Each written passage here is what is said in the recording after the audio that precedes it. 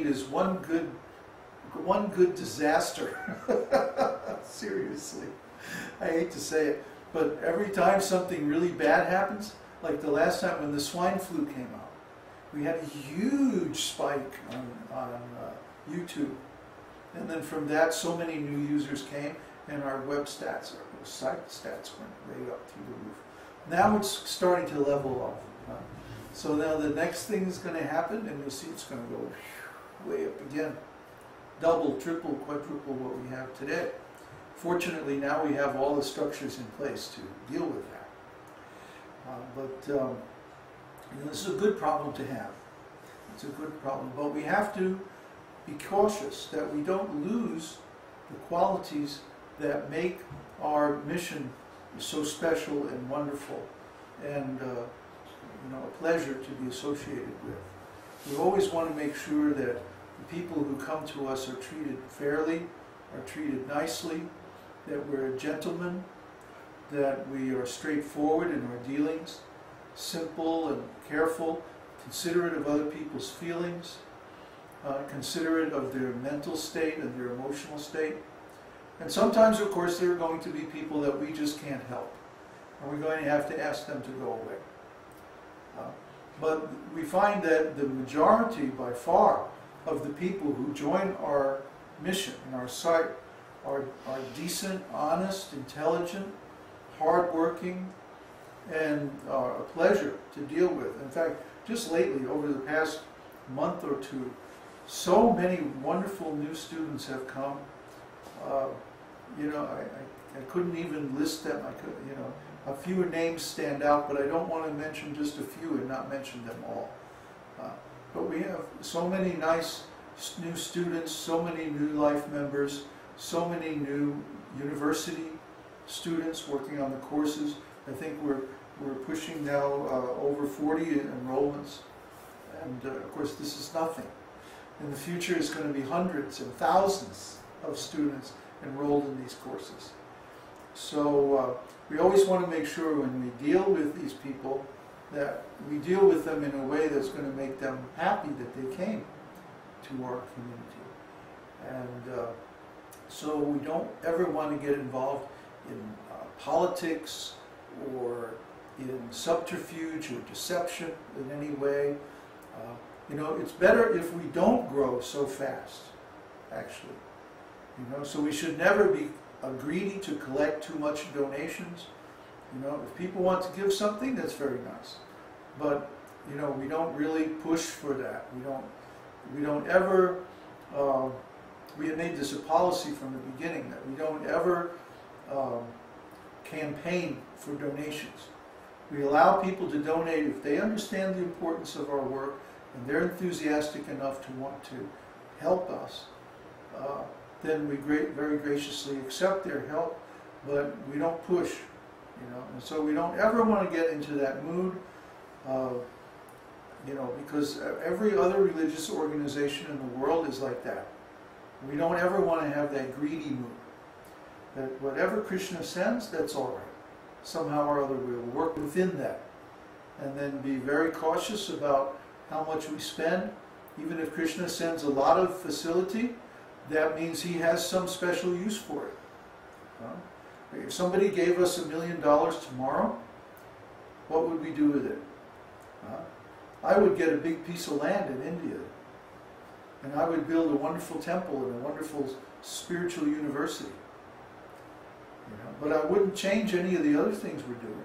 We'd still have our website. We would still be offering to license our material to universities and like that, because we want to help the largest number of people possible. And not everybody is going to be able to come to our place. So we want to give opportunity to everyone. That means we're going to have a major presence on the World Wide Web as far ahead as we can see in the future. You're going to have to pry that computer out of my cold, dead hands.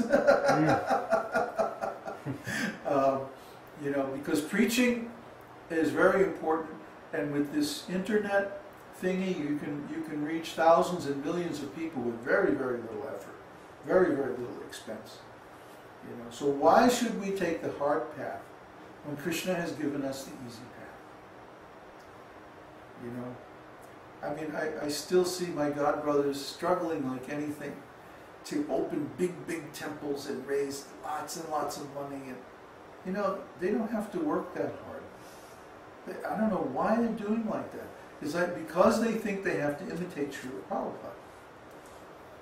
Yeah, Srila Prabhupada did his preaching work in a certain way because that was the time and the circumstance in which he found himself. But we're in a different time with different circumstances. Hey, wake up. There's the internet. You can use it. All it requires is, I think I spoke about this the other day. We have a little camcorder and a laptop computer and some software. Total investment, $3,500 or something like that. Even with our big professional camera, it's still only about $5,000 investment. And we can reach everybody in the whole world with these videos. So I mean, what's the need for big buildings and big this and big that? You get big problems. That's the thing. So then you go into firefighting mode and then you're lost. As soon as you have so many problems, it's really better to just close the door and go and start all over again somewhere else. So our strategy is we don't ever want to get into all those problems. We don't ever want to get into having a responsibility for big buildings or big real estate or big anything. In the future we'll need resources to get through the troubles ahead. And I'm convinced that Krishna will provide those resources if we just continue doing what we're doing, which is preaching.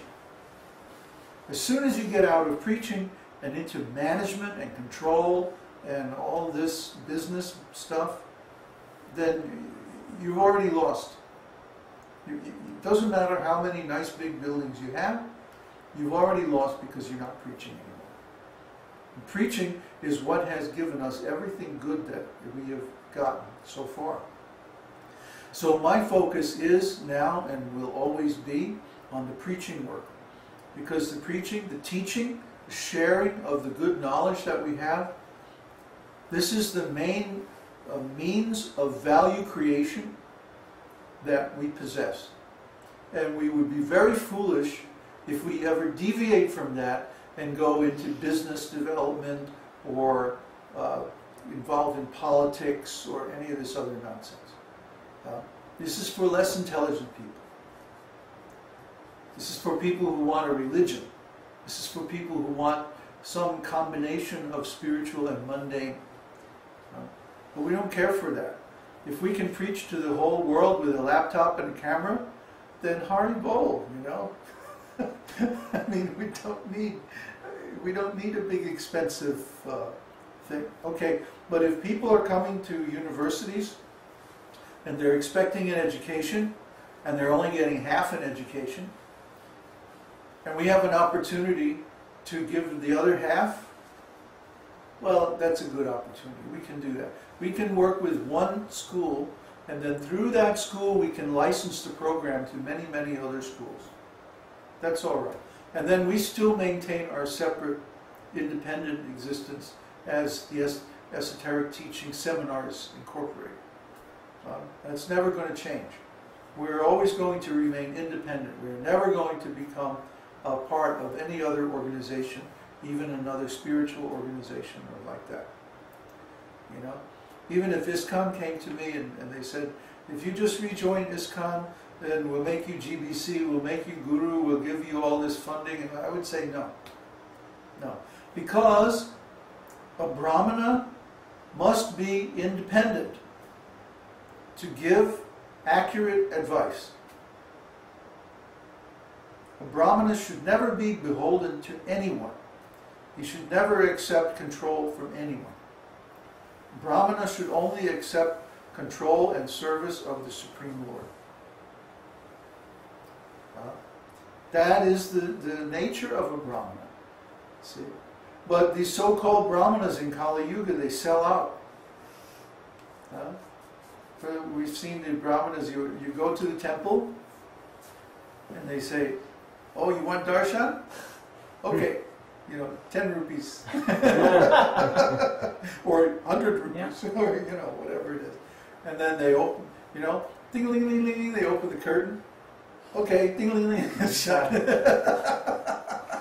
Yeah. We've seen this. Yeah.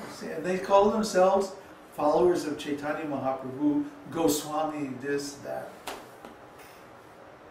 No, that's not Brahmana. Brahmana gives everything. Are you hungry? Here. Do you need clothes? Here. Here's take a book, Have some prasadam. Sit down. Now, hear about Krishna. And then give all the knowledge. And then, oh, you want to reciprocate something? Oh, that's nice. Very good.